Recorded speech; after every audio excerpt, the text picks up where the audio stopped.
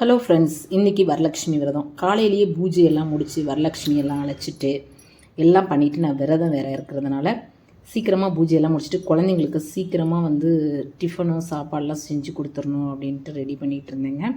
இன்றைக்கி இங்கே தான் வேணும்னே சப்பாத்தி வேணுங்கிற ஆளுங்க, எனக்கு இந்த ரைஸ் வேணும், டொமேட்டோ ரைஸ் வேணும் அப்படிங்கிற ஆளுங்க எல்லாம் ரெடி பண்ணி அனுப்பிச்சி விட்டேன்.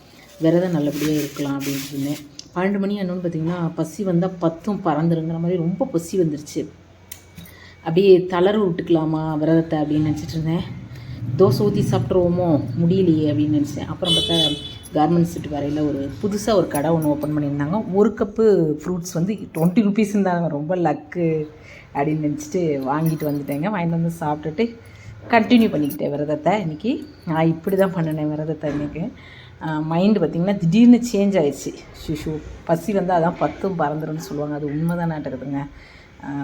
மைண்டு ஒரு இதுவாக இல்லை, தடுமாற ஆரம்பிச்சிருச்சு பசி வந்தோடனையும். என்ன பண்ணுறது, நீங்களும் அப்படி தானா அப்படின்னு என்னன்னு சொல்லுங்கள், கமெண்ட்டில் சொல்லுங்கள். காலையிலேருந்து ஆனால் நான் எதுவுமே சாப்பிடலை.